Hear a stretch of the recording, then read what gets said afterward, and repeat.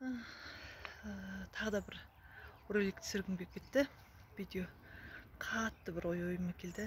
Жалпы біз жаңағы айтып жатады ғой, мықты ер азаматты мықты әйелдер билейді. Мықты ер азаматтың артында мықты әйел тұрады. Жетістікке жеткен, өскен деп жатты. Бұл неге? Біз қай кезде ер адамды қабылдаймыз, біз қай кезде ер азаматты сөкпейтін боламыз. Біз өзімізді өзіміз қабылдаған кезде, өзімізді өзіміз таныған кезде, өзімізді жалпы ата-анамызды толығымен біз өзіміз толығымен қабылдаған кезде, сол кезде біз ер азаматты сөкпейтін, кінәламайтын, ренжімейтін, үнемі оған байланбайтын болады екенбіз. Ол қалай?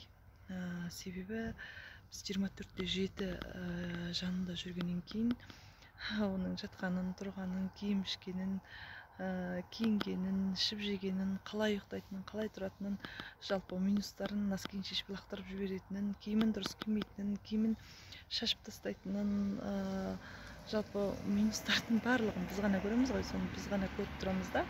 Сосын бізде мынандай күмән пайда болып қалады да. Бұған қалай сенуге болады? Бұған қалай сенеміз?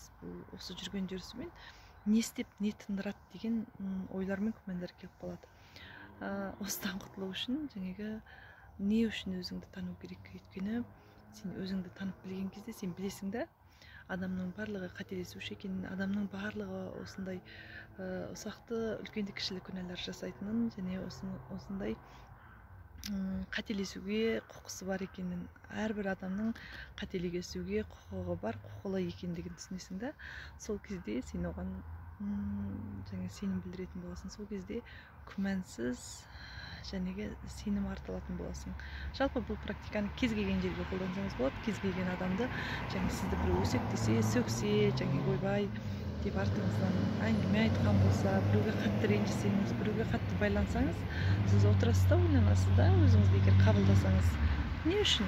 Бұл адам айтуға толықтай правасы бар дейді ғой, оның айтады, өйткені ауыз өзінікі, ой өзінікі, сөз өзінікі.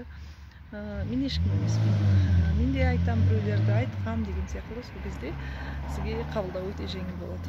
Сондықтан сеніңіз еріңізге, құрметтеңіз. Сіз сенім білдірген кезде ол өте үлкен мықты әрекеттер жасайды.